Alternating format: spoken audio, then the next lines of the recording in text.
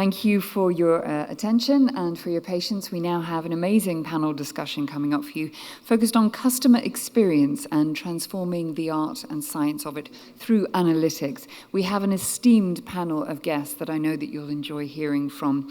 So let me invite them to the stage. First, we have the head of data at namshi.com. He has long held positions in analytic teams in MNCs around the globe, from fintech to retail and e-commerce. Please welcome Abhinav Kumar.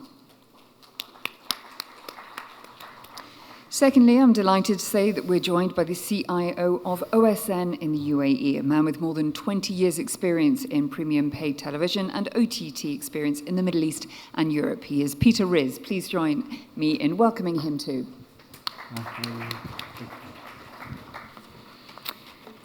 Also delighted to say that we welcome back to the stage Hafdi Salah, the co-founder and managing partner of BBI Consulting in the UAE. Please welcome him back. And by the magic and the power of technology, we are joined remotely from the Netherlands by Surajit Basak, and he is the Senior Director of IT for UPS. He is an award-winning executive and global leader who has nearly 25 years' experience in blue-chip companies, not least from Goldman Sachs to ING. Hello, and can you hear me, Surajit? Hello to you all. Surrounded by the beautiful tulips of Amsterdam. Thank you for being with us today. And I'm delighted to say that your moderator is Abhinav Mishra, the Director of Strategy at Datatech Vibe. He has more than a decade of experience working with leading brands from Bloomberg Business Week to Khalij Times and the Times of India. Please welcome him also and enjoy the panel. Thank you. Is my mic? Okay. Thank you, Rebecca, for that warm introduction. And very warm welcome to all our panelists today, and definitely Surajit as well for joining us remotely. So I think we are here to discuss a very important topic today. All the organizations are investing heavily to understand or to gain a deeper understanding of the touch points that the customers have, which brings us to the topic today that we have before us, how customer experience, the art and science, can be transformed through data and analytics. And starting with a series of questions, we're going to try and keep the conversation very candid. We are going to try and have follow-up questions wherever we feel that the answers are controversial enough to be had a follow-up question. I'm going to start with Abhinav from you. Today everyone wants to adopt a customer-centric strategy driven by technology, but if I have to be honest, I would like to ask you, why do we still see organizations that fail to define what a great CX is worth? Hello? Okay. When we talk about customer experience, it's a very subjective area, okay? So, we need to start from what customer wants, actually. So if I talk about e-commerce, okay, customer wants product now at a discounted price, and they want everything just now. Now this is the bar of customer experience. Can we deliver that? I don't know. That's what companies have to decide, where they need to draw a line, and this is what they can deliver, and then move towards that. So this definition is, in itself, it's very complex. It's not very straightforward to begin with. That's why maybe. So Hafdi, I'm going to bring you in over here. Abhinav said that the definition is very complex. It's not easy to define what it is, but you work with a lot of clients, right? And as a part of your job, you might be helping them to define what it's worth. So why, in your experience, do you still feel that companies are failing to define the worth of CX in terms of value? You're right, it's subjective, and it's not the tangible thing that you can really measure it. And I think the reason is customer experience is a culture that you need to build within the organization. It's within the enterprise. It's not just technology, it's not just people, it's not a process, it's a whole culture. That means you need to put the customer in front in your strategy. You need to treat the customer like a product. And that's the challenge. And that's really making it really difficult to reach the level that we want to really improve that customer experience. That's what really makes it really tricky for the company, because you need to bring everybody on board from whatever department, whatever unit. It's not just the technology implementation. Okay, so it's not just technology implementation. Peter, I would like to bring you in over here. You heard both Abhinav and Hafdi's insights on why do they think companies fail to define your inputs as well? Yeah, so the customer experience, as we discussed, is a tricky thing. But how I see it, that most of the company have some difficulties to understand what they can gain and what currently they lose because of the customer experience. Doesn't matter you define the customer experience as a holistic thing, which is really fit my view, or just some optimization in your sign-up funnel if you have a digital product. And in my experience, most of the companies has difficulties to understand this positive or negative effect of customer experience because they don't measure the right things. Yes, there are many subjective part of the customer experience, but most of the companies measure only the input. So how much do I spend on marketing? How is the size of the traffic in my upper funnel? And they see the revenue or subscriber numbers in my business. And they take the whole platform and the customer experience as a black box.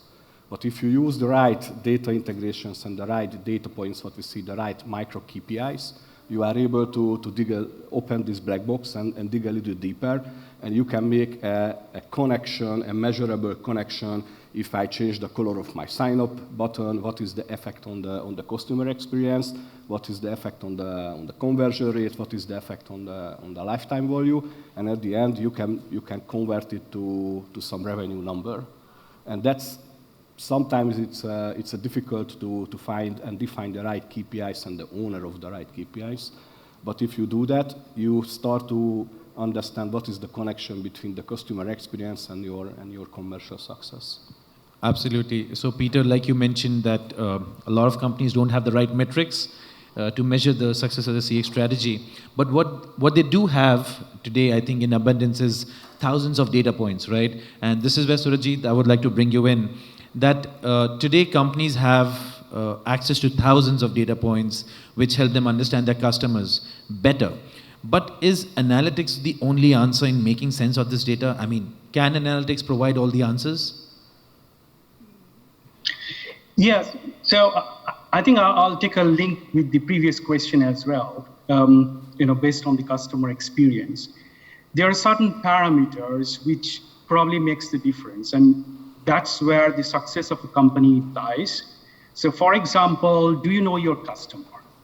It's not just having customer information, but do you know what your customer thinks at a particular moment? And I think that is very important.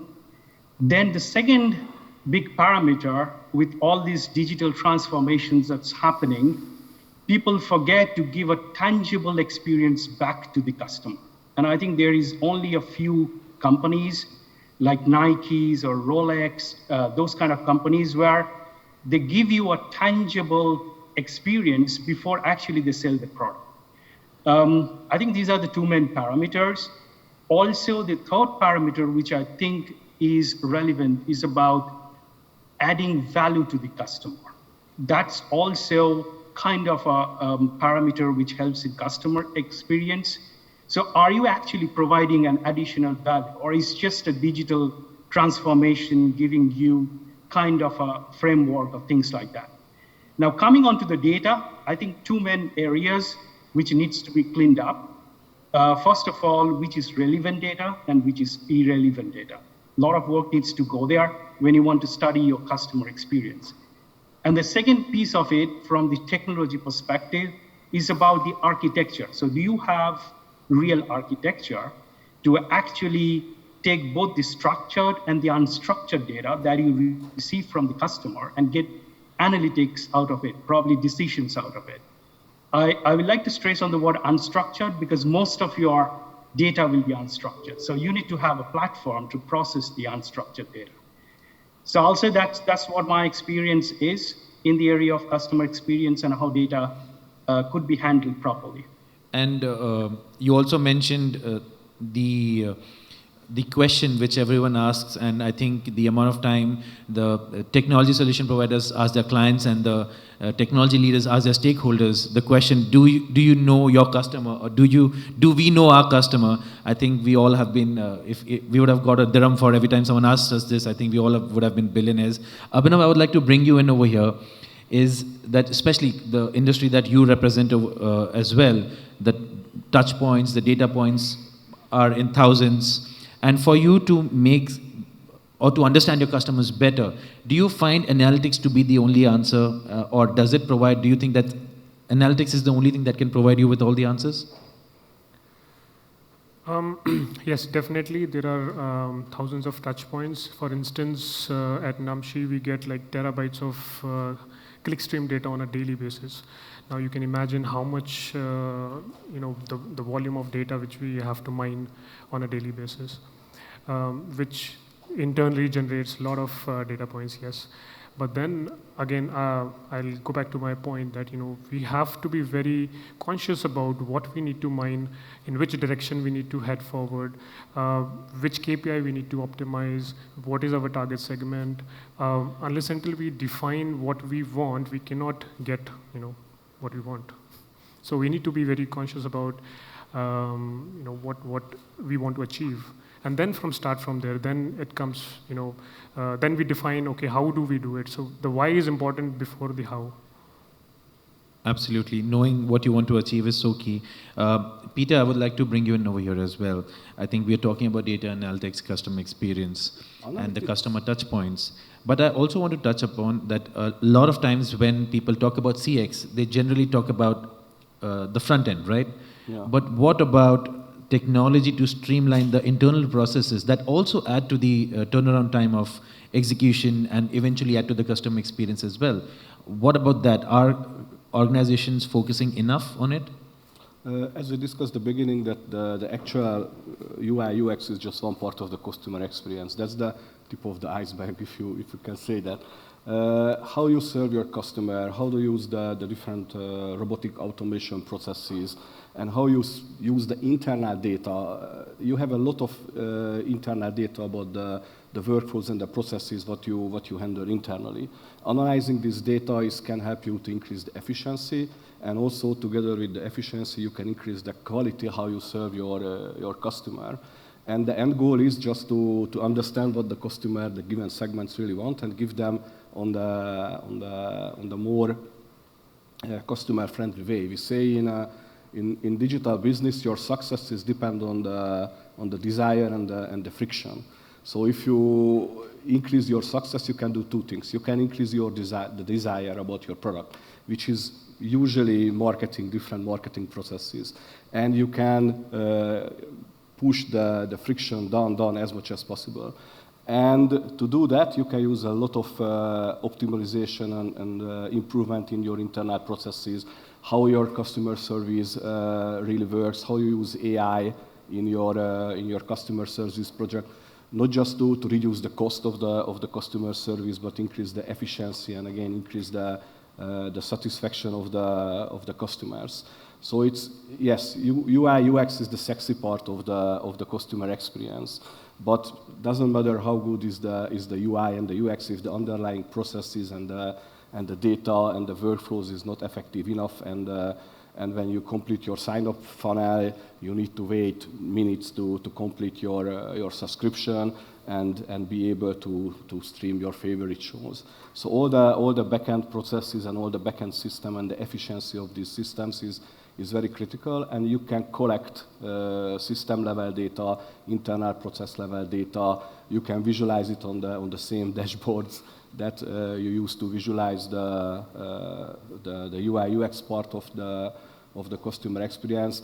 And yeah, you can build the right level of correlation between if I serve the users and my streaming start time, for example, is 100 milliseconds or 1 second, how does it really affect the customer life cycle? So all these things are available.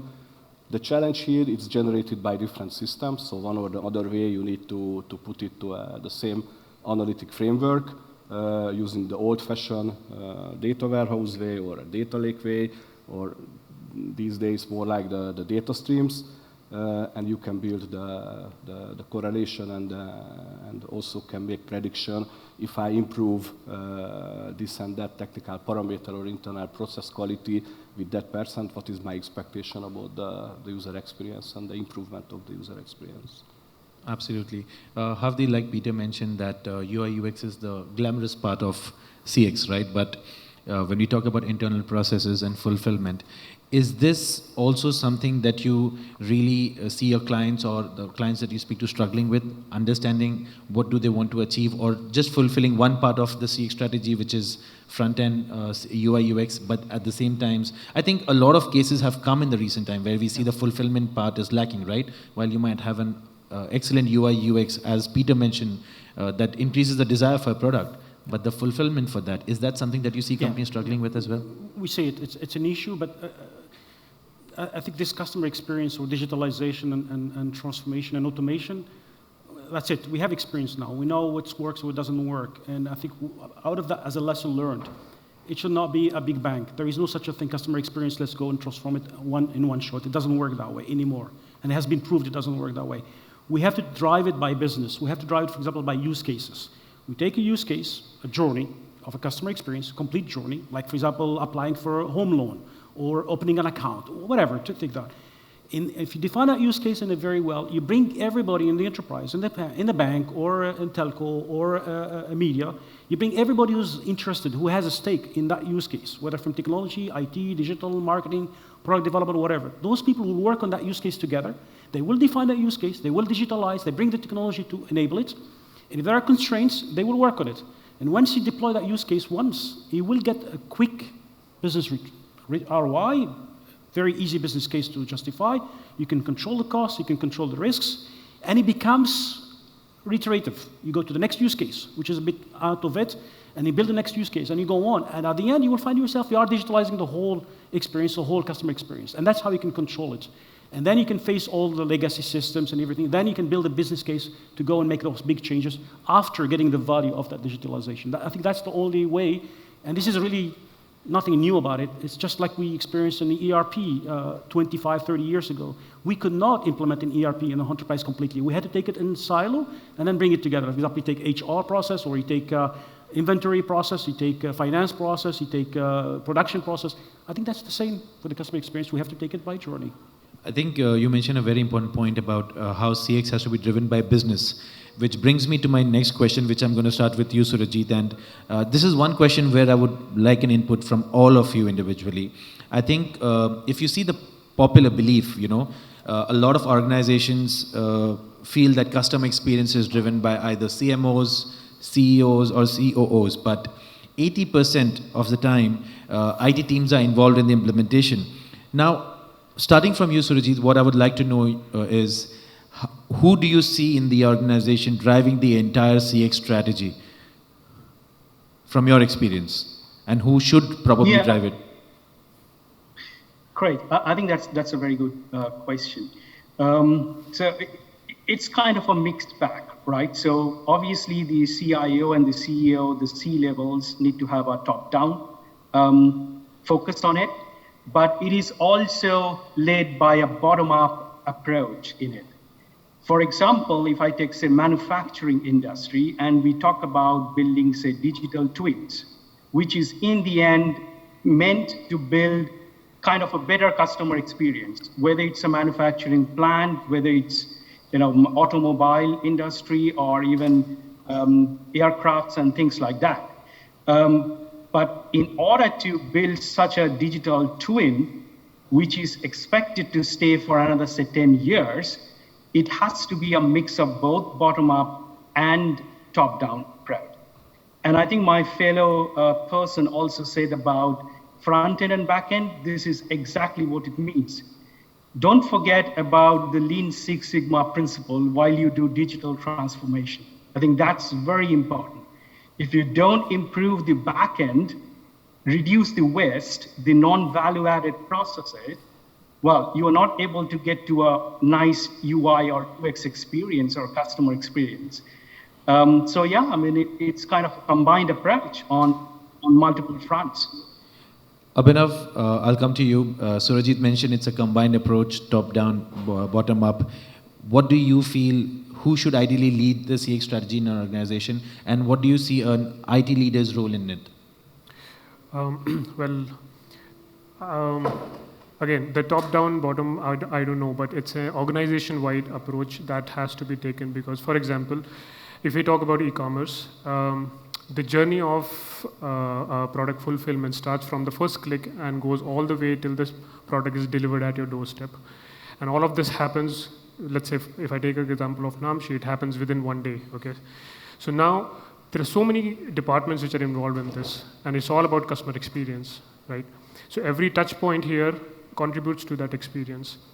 So now I cannot put a pin on one person to be responsible for this whole journey, like Peter rightly said about the journey.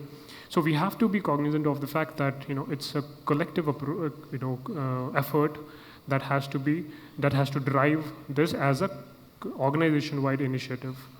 It cannot be one person solely responsible for it. And of course, it's enablement that has to be in sync with all these directives. Your IT has to be upright, your data analytics and your everything has to be focused and directional towards the same cause. Then only it can happen. So yes, top down, bottom up, everything will just have to be aligned toward one goal. So Peter, it's 2 votes for combined approach and an organization-wide approach. What's your take? I think this is one of the most important questions in these days. Today we can organize a whole conference around. If you see, the customer experience is a flow of multiple smaller customer experience pieces. Today, the technology using microservices and using the backend-driven front-end experience give the opportunity for the marketers, for the businesses to improve these little micro segments or micro user experiences independently and quickly and continuously. The challenge is that who own the pieces and who own the entire flow, and what is the role of technology in this whole process and data and marketing. And the challenge is that today the organizations usually still follow the old-fashioned functional organization structure. So there is a marketing team, there is a sales team, there is a technology team, there is a data team. But your product is combination, or user experience, customer experience is combination of micro products and micro user experiences. So some of the companies address this problem in a way that they create multifunctional smaller teams who use the technology which give you the freedom to measure and manage their own smaller pieces in the entire chain. And there is a bottom-up and a top-down approach. So on the top, the business define what are the top-level KPIs, how we want to measure our commercial and success in the user experience domain. And based on these high-level KPIs, every and each multifunctional team can create the micro KPIs, what they use to manage and measure the part of the customer experience to improve the overall business success and user experience. The problem is it's a really nice theory. The challenge is that it's very, very difficult to apply and use it from organization structure point of view. So it's a paradigm, but if you start to work with the small startup, it works pretty well because it's a small team. Most of the communication managed between the persons, and everyone is a little bit jack for all trades, so they manage all the aspect of the user experience. But when you grow and going to be bigger and bigger, you introduce some organization structure, you introduce some internal policies and communication patterns, and you lose the capability to manage these micro products. There are frameworks and there are companies who do it pretty well, but it's a challenging one. But in my view, that everyone on the business side should understand technology a little bit, because without that, as in the past, everyone had to be able to read a P&L and understand the marketing plan.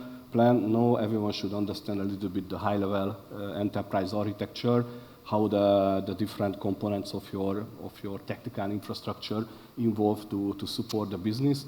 And everyone on technology should understand the business goals, and the user experience.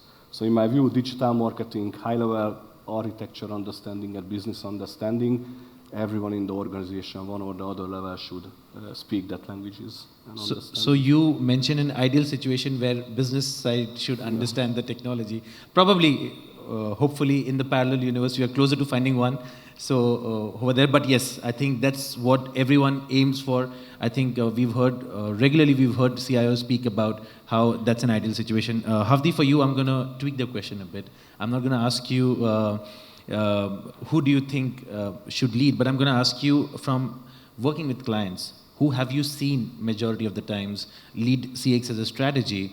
And in your opinion, out of these clients that you've spoken to or worked with, where have you seen CX as a strategy being successful when a particular designation leads? So there are two parts to the question. Who have you seen majorly lead CX as a strategy? And in your opinion, which designation, or be it a CMO, CEO, CIO, who do you feel when this person or this designation has led the CX strategy, it has been more successful? There is no one rule, really. It depends on the organization and depends on the maturity, it depends on the complexity of what they're trying to launch. But if we have to answer the question, I would say the team or the organization within the enterprise that is closest to the customer, like relationship manager in a bank, for example, or customer services, for example. Why? Again, it's back to human, it's back to the people. If you hear this so many times that this journey has been digitalized and this process has been digitalized, but at the end, the pain is still with the customer. And the one who's going to get that pain is the customer relationship manager or the customer service team. If those people are facing and seeing that pain, they become the ambassador internally. They are the one going to push for more automation or more digitalization or more agility in the process so that they can satisfy the customer. Because if someone in the back who's thinking about it from a process, from technology, and as an enabler, fine, it will do it to a certain extent, but it's not really going to complete the whole picture. You want to see the feedback. Once you launch that digitalization or that new customer experience, you want to see that feedback. And the first people who get that feedback are people sitting in the branch, like in a bank, customer relationship. Those are the people, ideally, if I have to answer that question. But again, it really depends on the organization, depends on the maturity in that process, to go and get that feedback and optimize and improve that customer experience. But again, technology, just an enabler. Process is an enabler. The key people and the culture that is translated is the one that's going to make it really work. I think it's interesting because I feel that your answer is somewhat in sync with what Peter also stated, because he mentioned about how business people should understand technology, and like you mentioned, these are the people who are facing the customers. So if they understand technology better, I think in combination, it could be something that works out very well for the organization as well. Correct, but maybe it's pushing a little bit to say they understand technology. They understand at least how much technology is helping them, and it will help people, the language, the discussion between them. Maybe those customer service people dealing with customer, they understand the constraint that it's not easy to go automate. They will be able to translate and explain to the customer, make the customer a bit more comfortable. It's coming, we understand, but it's gone. So that language maybe will help that communication. Fair definitely, enough. for sure. Hafdi, we're going to stay with you for the last question. We spoke about the importance of data analytics in helping improve the CX strategy, right?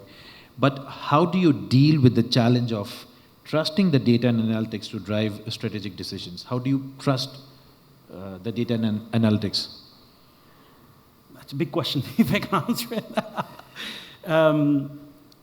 How can you trust it? That's really key. I think you need, if you're building your technology or you're building your process in terms of data, that you bring it and giving it to people to make a decision on it, and you want to make sure that decision is made on reliable data, you need to do a lot of checks on it. You need to do a lot of validations. And you need to look at different sources to say if this is really data reliable. If you rely on only one aspect, one interpretation of data, it can be correct. Absolutely. But if you look at it from a different angle, it can be incorrect and still valid for that. So what we need to do is really harmonize the language, harmonize the definition of the data, which we call it metadata and data definitions. Make sure that the definition is correct across the enterprise, across the company. Everybody speaks the same language, and we've seen these examples in the past when, talk about subscribers, for example. We used to see like, oh, we have 20 million subscribers. Another one in the same organization, we have 15 million. And they both correct, because both they apply different process, different ways. You need to harmonize, you need to have the same definition, the same way you're collecting the data, the same way you put the data quality in it, and make it available to all of them the same manner. Then you can have a reliable data. And you see technology solution providers playing a stronger role in developing this partnership further? Of course, but they how do are you see providing it? the Yeah. technology, but then it's up to system integrators, it's up to the customers to use that maturity and use it properly. And that's really, I know it's key, but it's a challenge. We are working together, but we need to all work together to reach that and bring that value to the data, to the customers. Very quickly, Peter, from you as well, how do you deal with the challenge of trusting data and analytics to drive your strategic? So, I mean, I think I would rephrase that question because I think it confused Hafdi a bit as well. I don't mean to ask how do you trust data and analytics, but how do you trust that to make your strategic decisions? So first of all, I never trust in data. I always cross-check the data, if possible, independent. I should have asked this question first then. Started the panel with this. Independent data sources. And we also need to understand that when a single source of truth is important, so when you present a business report to your board, you should have a single definition of subscriber, you should have a single definition of churn, and you need to, and all the other metrics as you mentioned, and you need to present a single version of truth. When you use the data more to make your micro decisions about improvements, it's enough if you see the trends. So you need to understand how you collect the data, how you process the data, and what is the current use case you want to use the data, and that's when you can decide that you can trust in the data or not. And you need to understand your business, because the data is nothing else than the numerical transformation of your business. So if you see, for example, 30% drop from one day to the other day in the consumption data, and none of the other metrics, the technical metrics, has the same drop, you can somehow say, okay, it's not a valid use case from the business point of view. So something wrong with the reporting or with the data collection. So you need to understand both the technical part, the data part, and the business part. And that's why it's difficult. That's why it's difficult to build the trust, because you need to understand all the aspects of the data. Abhinav, do you have trust issues with data as well? Yes, all the time. So basically, see, it's all driven by the sense of the data, where data is leading us. So all these reporting and all these KPI measurement is to give us some kind of sense that, hey, are we going in the right direction? So as long as all the KPIs are going in the right direction, it's all okay. You don't have to be, to the second point of decimal, have absolutely correct numbers. But if directionally it's okay, it's okay to make decisions on that. So that's my take. So the moment there is a departure from the normal, either it's something is going on, in the business, or your data is wrong. Thank you so much. We are already out of time, so. With that, I would like to end the panel discussion for today. I would like to ask everyone to give a big round of applause for our panelists here, and for Surajit, who's remotely joined us from the Netherlands as well. I hope you guys enjoyed the conversations. If you have any questions for our panelists, they'll be here, so you can ask them during the break as well. Thank you so much once again for joining us today, and enjoy the rest of the conversations. Thank you.